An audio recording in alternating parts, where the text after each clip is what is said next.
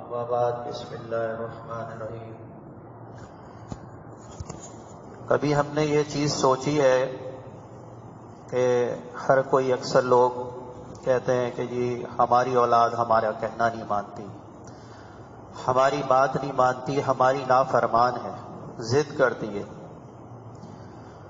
ہمارے شیخ حضرت مولانا عبدالواحد صاحب نور اللہ برکتہ فرمایا کرتے تھے کہ بات یہ ہے کہ ہم نے بھی تو اللہ کے ساتھ ضد لگا لی ہے،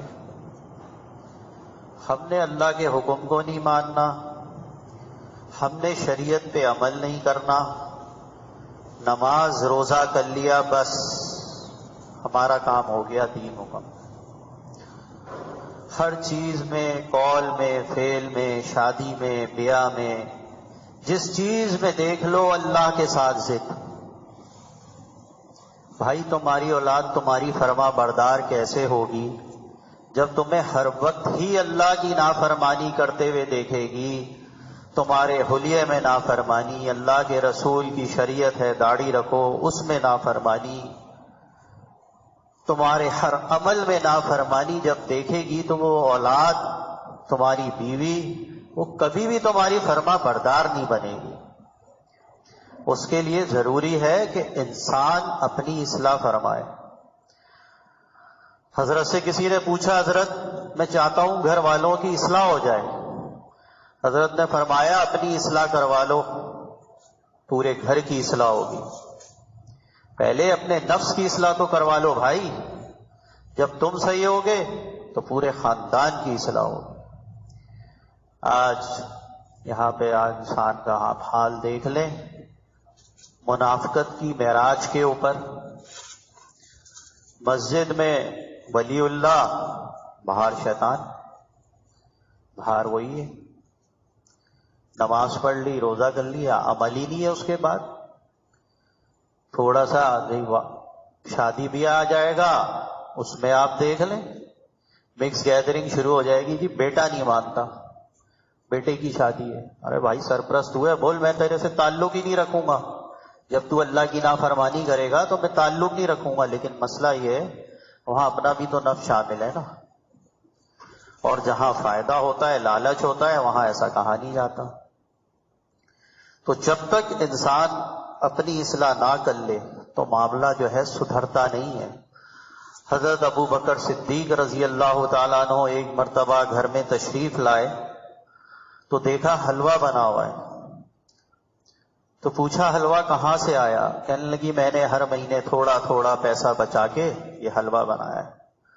تو فرمانے لگے اس کا مقصد بیت المال سے جو ہم رقم لیتے ہیں وہ اضافی ہے، وہ رقم واپس لوٹا دی۔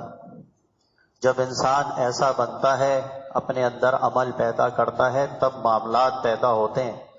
حضرت نانوتوی رحمت اللہ علیہ ایک مرتبہ مجمع میں بیواؤں کے نکاح کے اوپر بیان کر رہے تھے، تو اسی دوران ایک شخص کھڑا ہوا اور کہنے لگا حضرت میں ایک بات کرنا چاہتا ہوں۔ حضرت نے کہا صبر کرو، میں ابھی اندر سے آتا ہوں۔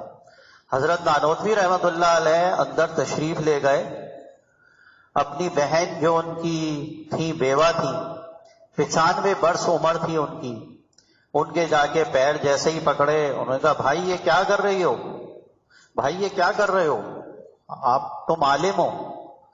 تو کہیں بہن آج اللہ کی سنت کی، نبی کی سنت کی لاج رکھنے کا وقت آ گیا ہے، آج آپ کو میں نکاح کرنے کے لیے دعوت دینے آیا ہوں۔ کہا ہے میری 95 برس عمر ہے، منہ میں میرے دانت نہیں ہیں، کمر جھک گئی ہے، تو کہا آج لاج رکھنی ہے۔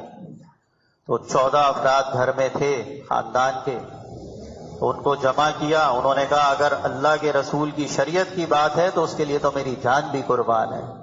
وہ 14 افراد جو تھے اسی ٹائم نکاح کیا حضرت نے، اور پھر تھوڑی دیر ہو گئی، لوگ سمجھے شاید بیت الخلاء وغیرہ گئے، دوبارہ مجمع میں آئے، بیان شروع کیا۔ آج ہمارے عیب سمجھا جاتا ہے اگر کسی بڑی عمر کا بات ہو جائے نا، اوہ بڑے میاں نے شادی کر لی، زنا کر لے کوئی مسئلہ نہیں ہے، منہ کالا کر لے کوئی مسئلہ نہیں ہے، شادی کر لے تو مسئلہ شروع ہو جاتا ہے۔ اور بھائی اچھا جائیداد کا بھی تو مسئلہ ہوتا ہے نا، اور بھائی مریں گے تو وہ جو آئے گی وہ بھی حصہ لے لے گی. لالچ ہر جگہ، لالچ ہر جگہ، طمع. شریعت ہی نہیں، آپ نے شریعت نہیں پڑھائی تو آپ کو خوار ہونا پڑتا ہے. بہت ہم نے ایسے لوگ دیکھے، جب آپ دین پہ ہی نہیں اولاد کو لاؤ گے وہ کہاں سے چلے گی؟ آپ دین پہ لاؤ گے تو معاملہ ہوگا نا. ہم نے تو اپنے والد صاحب کو، والدہ کا جب انتقال ہوا 13 سال پہلے، تو جب شریعت پہ آدمی چلتا ہے، اللہ والوں کی صحبت ہوتی ہے، تو ان کے صدقے میں یہ چیزیں ملتی ہیں. یہ غلامی جب اللہ والوں کی انسان کرتا ہے. اپنے اپنے والد صاحب کو خود کا والد صاحب شادی کریں، لیکن والد صاحب نے بولا بھائی میرا مزاج اب اتنا ایسا پکا ہو گیا ہے کہ کوئی عورت میرے ساتھ جو ہے نا نباہ کر نہیں سکے گی، سخت مزاج کی وجہ سے. لیکن جب شریعت پہ آپ اپنی اولاد کو لاؤ گے، کسی اللہ والے کی جوتوں میں بیٹھاؤ گے، تب وہ طمع لالچ دل سے نکلے گا، تب یہ معاملات پیدا ہوتے ہیں. تو آج کل تو آپ کو نے سارا معاملہ دیکھا ہے کیا چل رہا ہے. تو اور جب نگاہیں بن جاتی ہیں، ہمارے حضرت فرماتے تھے جب اللہ والوں کی نگاہ ہو جاتی ہے، جب انسان کامل ہو جاتا ہے. تو سید احمد شہید رحمت اللہ علیہ ایک مرتبہ دہلی کے ایک بازار سے گزرے، تو وہاں پہ ایک طائفہ کا بنگلہ بنا ہوا، اور وہ طائفہ ایسی تھی کہ پڑھی لکھی طائفہ تھی، اور اس شہزادے وغیرہ ادھر آیا کرتے تھے. حضرت جو ہے مہینے میں ایک دن جنگل کی سیر کو جاتے تھے. تو وہ جنگل کی سیر کو نکلے گھوڑے پہ، تو حضرت کی نگاہ جو ہے دیکھا گھر بنا ہوا ہے بڑا زبردست بنگلہ. تو طائفہ جو ہے وہ کھڑی ہوئی، زر برق لباس پہنا ہوا اس نے. حضرت نے جب نگاہ ڈال کے اس کو دیکھا، آگے چل دیے، تو وہ طائفہ جو ہے پیچھے پیچھے بھاگ رہی ہے، شہ سوار رک جا، اے شہ سوار رک جا. حضرت نے گھوڑے روکے، گھوڑوں کے پیر سے لپٹ گئی، گھوڑے کے پیروں سے لپٹ گئی کہ مجھے توبہ کرا دو، مجھے اللہ سے معافی مانگنی ہے. جب اللہ والوں کی نگاہ ہوتی ہے، جب انسان کامل ہوتا ہے، تو یہ ہوتے ہیں معاملات. پہلے اندر سے تو بنے، جبھی تو یہ چیزیں پیدا ہوں گی. ایک نگاہ ہوتی ہے، اجتہادی ہوتی ہے، ایک القائی ہوتی ہے، اور وہ ایک خاص نگاہ اگر انسان اللہ والوں کے پاس حاصل ہوتی ہے، وہ اگر اس کو مار دیں، اس میں استطاعت دیکھتے ہیں، اس نگاہ سے توجہ کر دیں، تو انسان کا قلب بدل جاتا ہے. کہنے لگی مجھے توبہ کرا دو. انہوں نے کہا تمہارے اندر کتنے بنگلے میں لوگ ہیں؟ کہنے لگی 10. کہنے لگے ان 10 کے 10 کو باہر بلاؤ. وہ 10 کے 10 باہر آئے، انہوں نے بھی توبہ کی. کہنے لگے چلو اکبری مسجد تھی دہلی میں، اکبری مسجد میں لے کے گئے، ان میں سے ایک سے نکاح پڑھایا اس کا، اور باقی جو 9 تھے بالا کوٹ کا اس وقت جہاد ہوا، اس میں 9 شہید ہو گئے. تو یہ جو تھی طائفہ، یہ گھوڑوں کا جو ہے چارہ بنایا کرتی تھی. ان میں سے ایک آدمی نے پوچھا کہ یہ بتاؤ کہ تمہیں وہ زندگی اچھی تھی یا یہ زندگی بہتر لگتی ہے جو اس وقت تم یہ کام کر رہی ہو، گھوڑوں کا چارہ وارہ اٹھا رہی ہو؟ کہنے لگی اگر یہ سامنے والا پہاڑ دیکھ رہے ہو، اگر اس وقت میں اپنے ایمان کا اللہ کے حکم سے موازنہ کروں نا، اور تم میرا ایمان اور توکل اس پہاڑ کے اوپر رکھ دو گے، تو یہ پہاڑ ریزہ ریزہ ہو جائے. اس وقت اللہ نے میرے اندر قلب میں اس طرح کا توکل اور اللہ پاک نے محبت اپنی ڈالی ہوئی ہے. تو جب اللہ والوں کی نگاہیں ہوتی ہیں تو یہ معاملات ہوتے ہیں. حضرت فرماتے تھے 2 رنگی چھوڑ دے، 2 رنگی چھوڑ دے، یک رنگ ہو جا، سراسر موم ہو یا سنگ ہو جا. یہ 2 رنگی جو ہوتی ہے نا، یہ بیکار ہے. منافقت جو ہوتی ہے انسان کو وہ منافقوں کے ہی ساتھ لے کے جائے گی، قبر آخرت سب برباد ہو جاتی ہے. تو بہتر یہ ہے جب تک آنکھیں ہیں زندہ، جب تک اللہ نے جسم میں جان دی ہے تو اپنی اصلاح کروا لیں. نہیں تو بزرگ بنا کے ایسا شیطان اڑائے گا، ایسا شیطان اڑائے گا، 2 عمل نیکی کے کرائے گا، کہے گا تجھ سے بڑا تو ولی کوئی نہیں ہے، جنت تو تیری لکھ دی گئی، ٹکٹ تیرا کٹ گیا. ایسے ٹکٹ نہیں جنت کے کٹا جاتے. فضائل بزرگ سناتے ہیں کہ لوگ آئیں دین کی طرف، آئیں دین کی طرف آئیں، لیکن اندر جو مرض ہوتے ہیں، ریاکاری ہوتی ہے، بغض ہوتی ہے، تکبر ہوتی ہے، جب دین کی طرف آ گئے تو ان کو بھی نکال کے پھینکو. ابھی کوئی کانٹا لگ جائے، پس پڑ جائے، فوراً ڈاکٹر کے پاس بھاگ رہے ہوتے ہیں.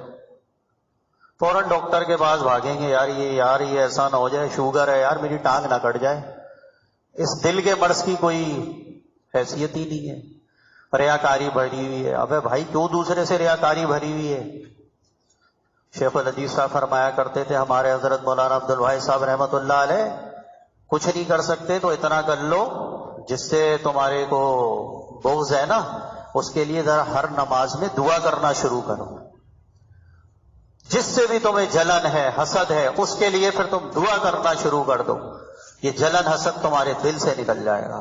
جب انسان کسی کے لیے دعا کرتا ہے نا، ہے تو کڑوی گوڑی حضرت فرماتے تھے، لیکن علاج یہی ہے، جس شخص سے جس چیز کا جلن ہو، اس کے رتبے سے جلن ہو، اس کے مقام سے جلن ہو، اسی چیز کی دعا کرنی ہے، اسی چیز کے اللہ اس کو اور بلندی دے، اس کو اور مقام دے، اللہ اس کو مال دے اور مال دے، شرط بھی ہے، اس طرح اصلاح ہوتی ہے۔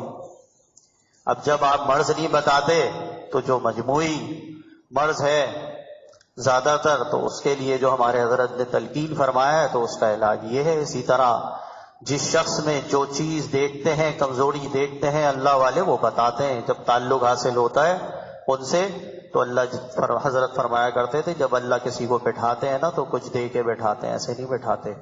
تو جو لوگ ان سے تعلق رکھتا ہے اس کی اصلاح ہوتی ہے۔ اور کبھی بھی ہم نے نہیں دیکھا کہ بغیر کلمے کے مرا ہو، ہم نے نہیں دیکھا الحمدللہ اللہ والوں سے تعلق رکھنے والے کو کہ کوئی ایک شخص بھی یا ہمارا کوئی ایک بھائی بھی، پیر بھائی بھی جو ہے بغیر کلمے کے مرا ہو۔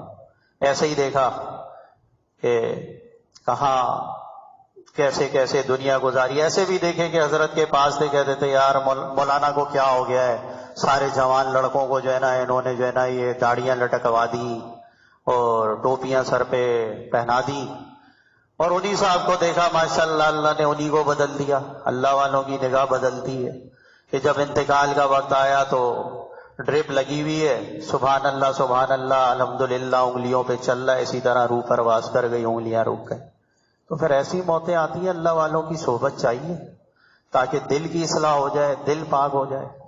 اب بیان جو ہے، باتیں تو بہت ساری ہوتی ہیں لیکن بیان بھی مختصر کرنا ہوتا ہے، کیونکہ تو کرے جاؤ، باتیں کرے جاؤ، تو لوگوں میں بھی اتنی طاقت نہیں ہے، تھوڑا بہت ہوتا ہے تو خوشی سے میں نے دیکھا ہے بس سن لیتے، بھاری پڑ جاتا ہے پھر اگلی بار بھاگیں گے۔ تو اسی پہ بات کو ختم کرتے ہیں۔ اللہ ہم سب کو عمل کی توفیق عطا فرمائے۔ وآخر دعوانا الحمدللہ رب العالمین۔